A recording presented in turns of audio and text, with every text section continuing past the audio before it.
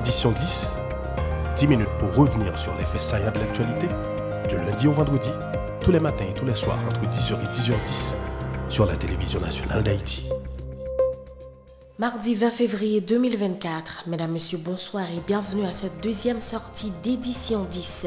Au micro pour la présentation, Mickaëline Destinée. À la une de l'actualité, le ministère de la Culture et de la Communication, MCC, dénonce des individus mal intentionnés qui font circuler des rumeurs malveillantes à l'encontre de responsables de l'administration publique et de certaines institutions de l'État. En effet, de fausses informations circulent depuis plusieurs jours sur certaines personnalités publiques et souvent, ce sont les en-têtes de certaines institutions de l'État qui sont utilisées par des individus pour semer la confusion au niveau de la population, a fustigé le MCC.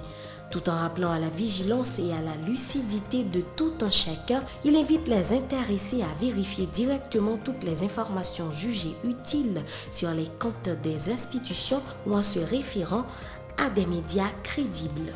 Plus loin, le ministère de la Culture et de la Communication souligne que les bonnes informations permettent de comprendre, d'anticiper, de progresser et d'être en phase avec la réalité selon un communiqué en date du 19 février. Dans la même veine, sachez que la Direction générale de la police nationale a fait état d'une campagne de dénigrement orchestrée sur les réseaux visant à déstabiliser l'institution policière. Elle en a profité pour condamner les rumeurs relatives à la délocalisation de la base de la brigade d'opération et d'intervention départementale Boyd à Fort-National, au nord de la capitale.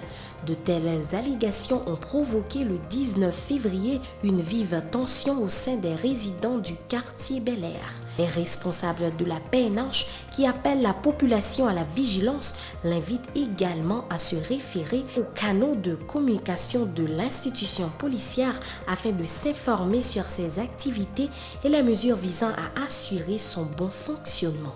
Les actualités se poursuivent. Le Conseil supérieur du pouvoir judiciaire, CSPJ, a certifié 30 magistrats sur une liste de 60 qui lui a été soumise alors que 12 n'ont pas été certifiés et les dossiers des 18 autres nécessitent une enquête approfondie. Cette décision a été prise lors d'une retraite du CSPJ tenue du 31 janvier au 2 février à Pétionville, à laquelle ont participé Jean-Joseph Lebrun, président de cette structure, et les conseillers Carves Jean, Durin Junior Durin, Wando Saint-Villiers, Nader Désir et Evans Fils, qui ont été assistés du secrétaire technique Jean-Robert Constant. Parmi les magistrats certifiés figure le juge de siège du tribunal de première instance de la Croix-des-Boucats, Dieudonné Hilaire, celui de Jérémy Jean-Ilnor Labonté, le juge et juge d'instruction au tribunal de première instance de H,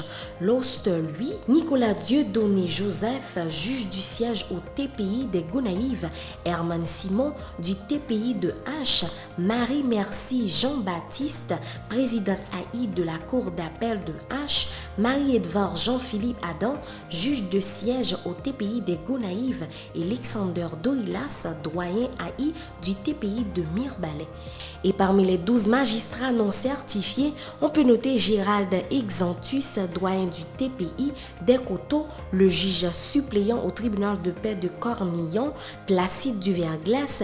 Ce dernier n'a pas été certifié pour absence d'intégrité morale. Il en est de même pour Stuva Barbier, juge suppléant au tribunal de paix de la Petite Rivière de Nippes, qui rançonnait aussi les justiciables, a reproché le CSPJ. Toujours dans l'actualité, le porte-parole du syndicat national des policiers haïtiens, SINAPOA, Francisco Auxil, fustige le comportement de certains individus qui ont enclenché sur les réseaux sociaux une campagne de dénigrement contre la police nationale. Pour lui, une telle démarche pourrait porter préjudice à l'institution policière. Il invite la population à collaborer en vue de faciliter la mission des agents de l'ordre. Suivez les précisions de Francisco Auxil au micro de Lionel Jean-Louis et Michaud Joseph. Policiers yo c'est monde qui dans population tout. Policiers c'est famille nous, c'est amis nous, c'est petite population. Policiers lorsque li pas en service, li gagne une vie. Et bien policiers yo senti suite à attaque ça yo senti yo menacé dans vie civile yo senti que yo menacé dans service que yo a bay population. La police li là pour population elle sorti en dans population. Comme si nous était capable de dire dans matrice dans entrailles population. Policiers c'est petit monde dans population. C'est petite fille, petit garçon monde qui dans la population. Lorsque yo pas avec uniforme ça, yo pas en service, yo font dans population même genre avec tout le monde. C'est camionnette yo prend pour yo aller la caille yo là fin travail. C'est motocyclette yo prend, c'est bus yo prend. Ça veut dire policier a li en dedans population.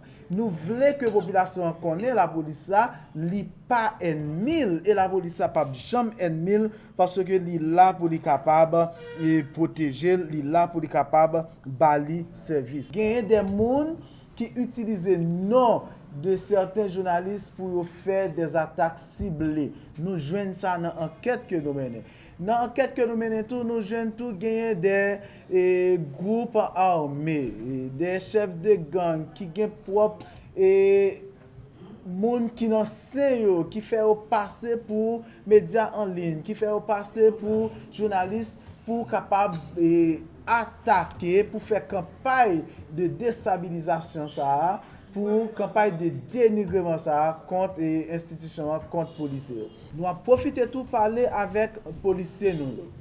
Pour nous dire policiers yo travail pour population.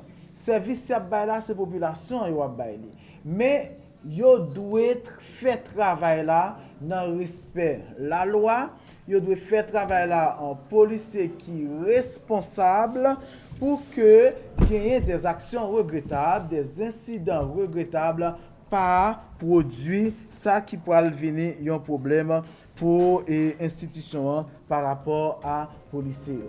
Le 20 février a ramené le 16e anniversaire de l'adoption de la Journée mondiale de la justice sociale par les Nations Unies, initiative visant à mobiliser tous les acteurs en vue d'une meilleure répartition des richesses à travers le monde, ce qui faciliterait le bien-être de tous. S'exprimant à l'occasion, le responsable du collectif Défenseurs Plus, Antonal Mortimé, dit déplorer le fait que la question de la justice sociale en Haïti reste jusqu'à date un vœu pieux. Le militant des droits humains exhorte tous les secteurs à s'appliquer à la lutte pour une amélioration de la situation socio-économique du pays. Antonal Mortimé a été joint au téléphone par Rodney d'Orléans. Écoutons-le. Nous loin pour nous arriver dans la question de justice sociale en Haïti. Chaque jour, l'État a créé plus de possibilités pour renforcer l'injustice sociale sur la majorité de la population. Chaque année, nous pas gain courant. Chaque année, nous pas d'électricité. Chaque année, nous pas gain professeurs dans l'école publique. Chaque année, l'État pas ramasser fatra dans la rue. Mais ça renforce l'inégalité et ça fait injustice sociale. Et chaque année, il n'y a pas de population possibilité pour choisir dirigeant. Il n'y a pas de possibilité pour lui-même épanouir une activité culturelle, une activité éducative. Mais ça renforce le problème injustice sociale dans le pays. Il faut nous suspendre avec la République de Port-au-Prince. Il faut nous suspendre avec dichotomie moun dehors et moun la ville. Il faut gagner, soulever en distribution, en répartition des richesses pays, dans distribuer services publics d'une manière équitable. Toujours dans l'actualité, l'organisation Concertation pour Haïti CPH dénonce la société Unigold cotée à la bourse de Toronto qui devrait obtenir bientôt une licence pour exploiter la concession Canderones, également connue sous le nom de Neitasur, située à Restauration dans la province de Dayabon à la frontière d'Haïti. Reprise. La concession contiendrait 2,25 millions d'onces d'or et le permis donnerait à Unigold le droit exclusif d'extraire des minéraux métalliques pendant 75 ans, a indiqué la dite organisation.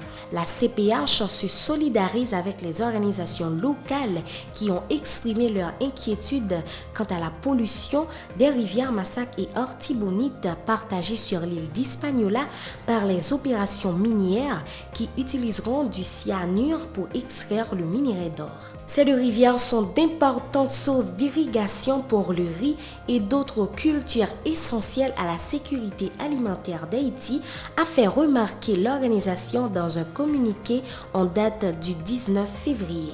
Pour finir, le groupe Sojibank a officiellement lancé ce mardi sa première carte de débit internationale en dollars américains lors d'une cérémonie au siège social de l'institution bancaire à Delma 30. Une initiative qui répond aux vœux des clients. Se sont félicités les responsables, soulignant que cette carte leur permettra d'effectuer leurs transactions en Haïti et à l'étranger. Suivez. Carte là disponible déjà dans toute succursale réseau Sojibank. Client qui rentre dans la succursale Payoa, il y a aller dans le service à la clientèle là et puis dit que vous voulez remettre carte que vous gagnez parce que carte que nous avons lancé aujourd'hui, carte débit international là pour remplacer toute carte locale Sojibank gagnée sur le marché. Son processus qui est très simple et qui est très rapide. Ça fait quelque temps depuis que nous travaillons sur le produit. Carte de débit gagne limite de transaction. Et limite de transaction, nous mettons justement pour nous garantir sécurité et pour nous rendre plus confortable dans l'utilisation carte. Pour transactions locales, un maximum de 5 transactions par jour et jusqu'à 150 000 gourdes par jour. Voilà, c'est ici que prend fin ce numéro d'édition 10. Merci d'être fidèle à la télévision nationale d'Haïti. Bonsoir tout le monde. Édition 10, 10 minutes pour revenir sur les faits saillants de l'actualité, du lundi au vendredi, tous les matins et tous les soirs entre 10h et 10h10 sur la télévision nationale d'Haïti.